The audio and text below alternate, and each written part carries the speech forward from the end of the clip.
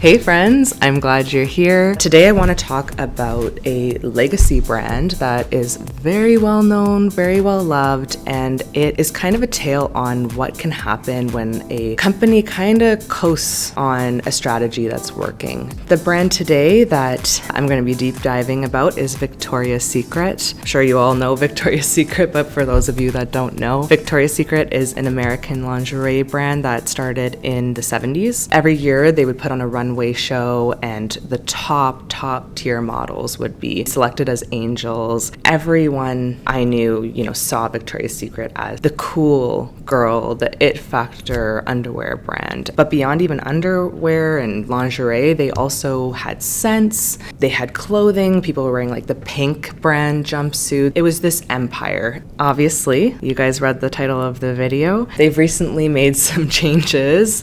They've gone through a major rebrand in the last year in a response to a rapidly declining sales over like the last 5 years or so. This whole rebrand is what I really want to talk about today. It was a fail, and it's a very common mistake that a lot of especially successful brands make when they start to get too comfortable with their success. I'm going to go through what brought Victoria's Secret to their peak, where they were hitting $7.7 billion in revenue and opened over 165 stores, to now struggling to stay relevant. All right, so let's start with the successful pivots that Victoria's Secret made in their rise to success.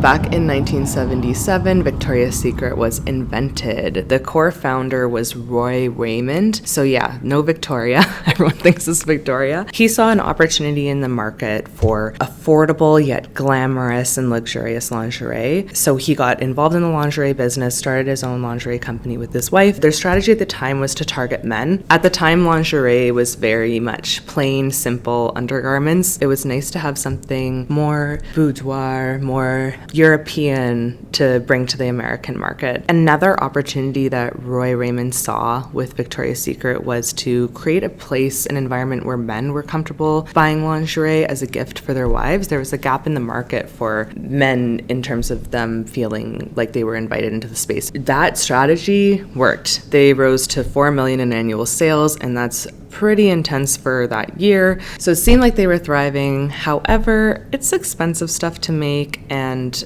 although Roy Raymond built this from the ground up, by 1982 the company was near bankruptcy and something had to change. So Leslie Wexner stepped in. Under Wexner, they shifted the store's vision and they really transformed the lingerie from being more targeted to men and the male gaze to a store that targeted women and the female gaze. This pivot and strategy was extremely successful and got the company up to $1 billion in sales. They were really ahead of their time in that they came out with a content strategy. They started a Victoria's Secret catalog and it became almost a cult favorite. It built a huge reputation for the brand. It felt like a magazine, a little bit more of a content-focused strategy. This was working, so around the end of Wexner's time, around the 90s, he ended up putting on the first Victoria's Secret runway fashion show. And this was a huge production. It had stars, it had glamour, it had glitz, some of the most beautiful, stunning pieces of artwork on the models. It really, really worked. It captured everyone's attention. It got millions and millions of views. It felt like it was an ad that didn't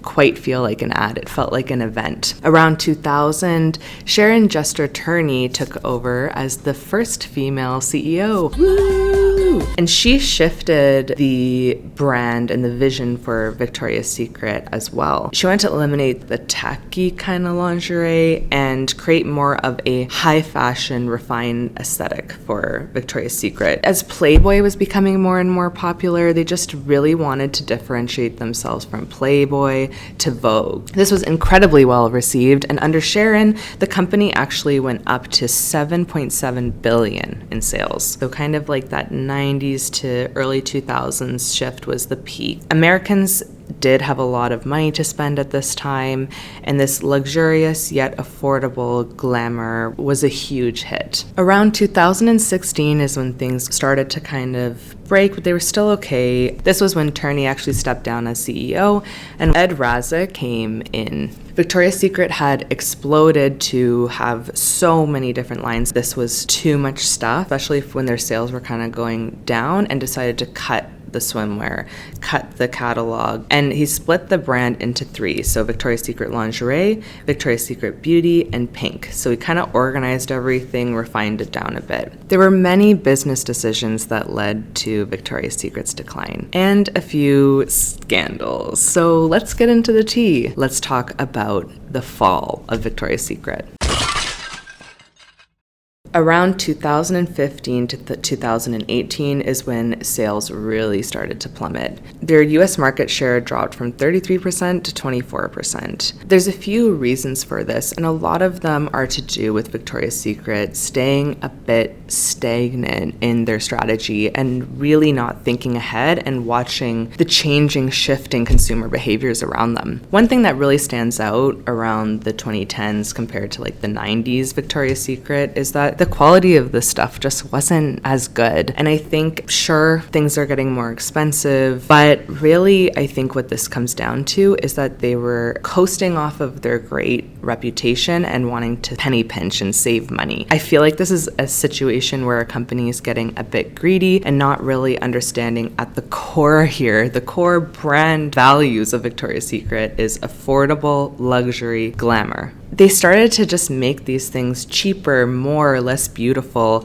You can kind of remember these like barf of colors. And these are things that customers really do notice. I'm going to notice that products aren't really worth what I'm spending on them. I'm still spending $40 on a bra. I want to make sure that it's worth it. Another piece was the changing, shifting consumer behavior. So Victoria's Secret was still really pushing this push-up bra. Ooh, felt very outdated, their marketing. Like it wasn't really with the times anymore. They're carrying push-up bras, and push-up bras are kind of like misogynistic, although they're also kind of fun.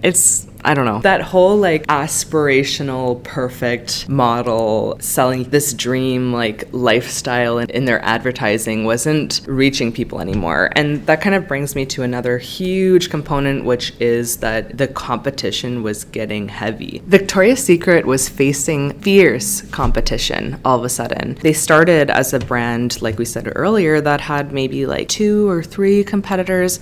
Now they're competing with all of these kind of online e-commerce brands popping up that were appealing to almost like the Dove Real Beauty campaign. People were less convinced by these aspirational, perfect-looking models. When I was younger, maybe would buy the bra because Gigi Hadid wore it and I thought she looked stunning and perfect and I wished to look like her.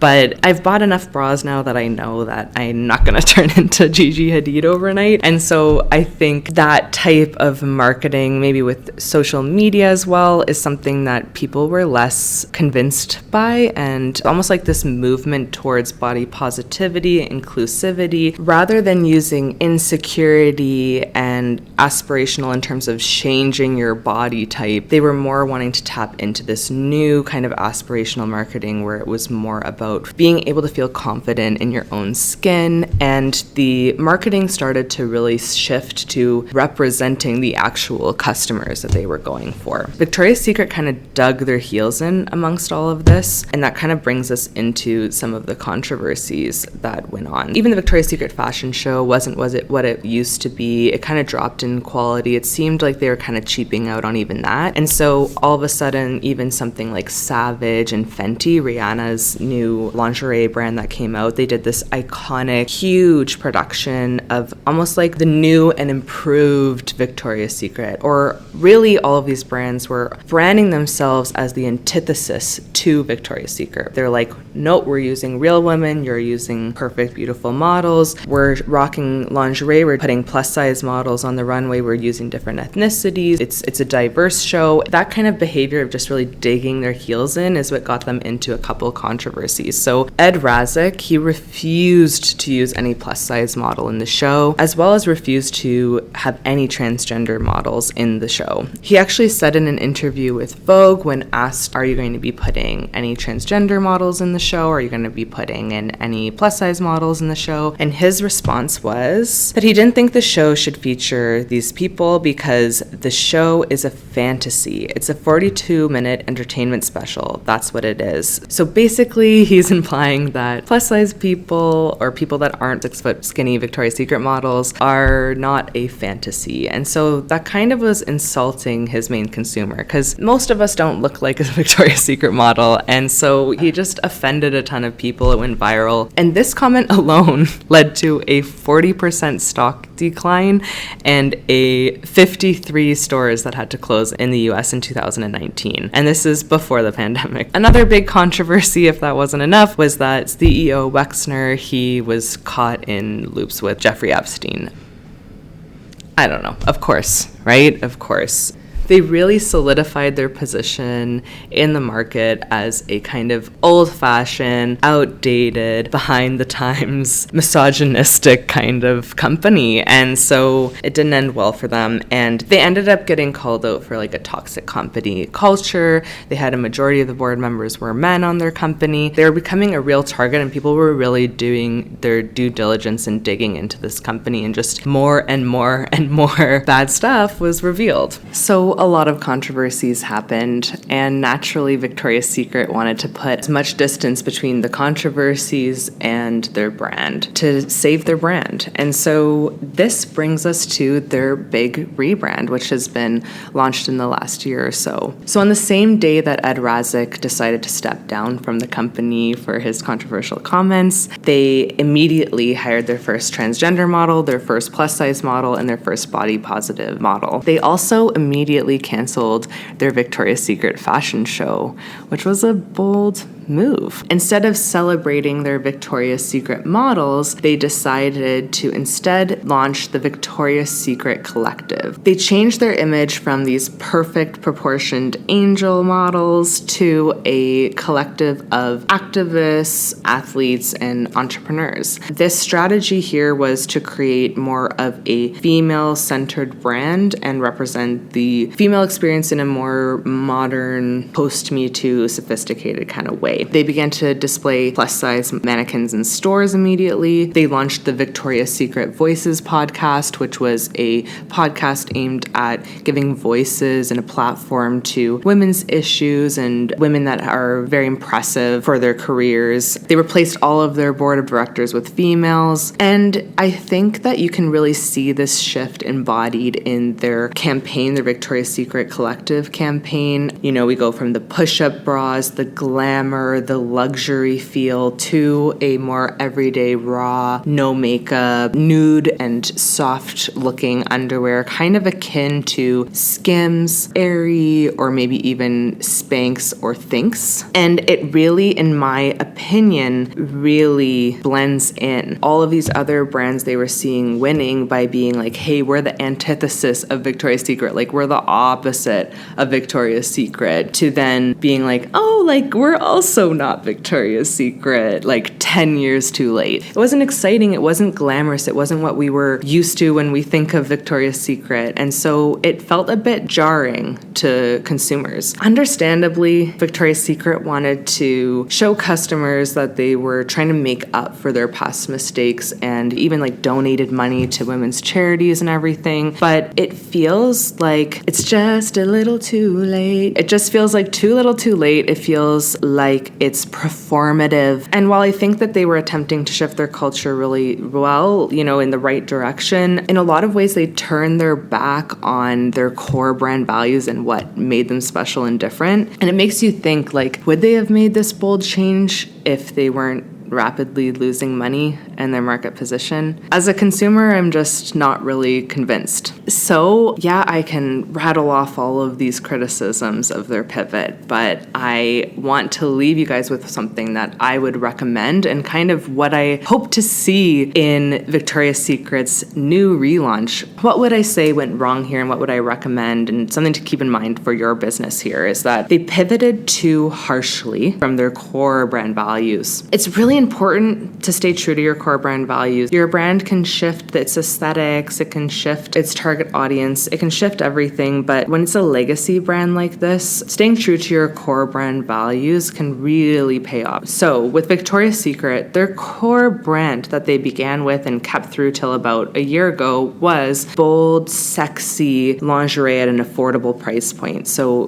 giving the everyday women the feeling of glamour, of something special to wear under your clothing, something that makes you feel more confident and sexy. And I understand why Victoria's Secret wants to be more body positive and modern, but I don't necessarily think that body positivity and glamour are mutually exclusive. I think that glamour and body positivity can be combined beautifully. Actually, another brand that I feel does this idea, this homage to glamour and body positivity in a modern way is Dita Von Teese. She actually has a lingerie line. She's a burlesque dancer, and it's all about that homage to Hollywood glamour, and it feels like it fits into today's conversation still. I also feel like feeling sexy and done up doesn't necessarily have to be advertised through the male gaze. There are ways to help women feel excited and sexy and powerful without needing to do it for a man. Messaging like this could be amplified and be very successful to both modernize Victoria's Secret while also not turning their backs on their past. Another big takeaway here and a big problem was that the pivot happened too fast. If they wanted to move from glamorous, affordable lingerie to everyday basics and comfort wear, they needed to do that in phases. Staging out their pivot would have been a way better bet. These things take time. And my last point here that I think is the most important takeaway is that when your company is doing well and it's thriving, it can be natural to think that doubling down on that for decades to come would continue to work. But you have to remember that as trends and society buying behavior shifts, you need to think ahead and shift as well. In this case, especially when it comes to competitors, Victoria's Secret started off with not many competitors at all. They were one of the only lingerie options available. It's natural that as competition rises and other companies like Aerie and Skims are capturing those customers successfully, it can be so natural to just be like, okay, I'll be whatever you want me to be. I'll get them back. At the end of the day, when you're doing that, you're turning your back on your loyal customers. So it's often a better idea to actually talk to the customers that still love your product and double down on those, preparing your company for that acceptance of the fact that some customers are going to go is important. And then from there, rather than desperately copying all of your competition, it's a way better move to go, what makes us even more different than them? And let's double down on that. That becomes way more confident. And, lean into your unique, different position in the market. That's always going to make you stand out. So that's that for Victoria's Secret. What do you guys think? Do you guys think this was a fail? Do you think this rebrand is a win? I'd love to hear more about if you think we have the right idea here. I hope that they see this video and they come back with a ode to the old glamour and the high-end spectacle that is the Victoria's Secret fashion show in its early days. Thank you so much for being here. Thank you to every subscriber supporting us. We are a baby channel and we're super excited to post more of these pivot fails and pivot wins. And as always, if you feel like your brand is losing steam and is in need of a pivot, reach out to us below. We'd love to help you out.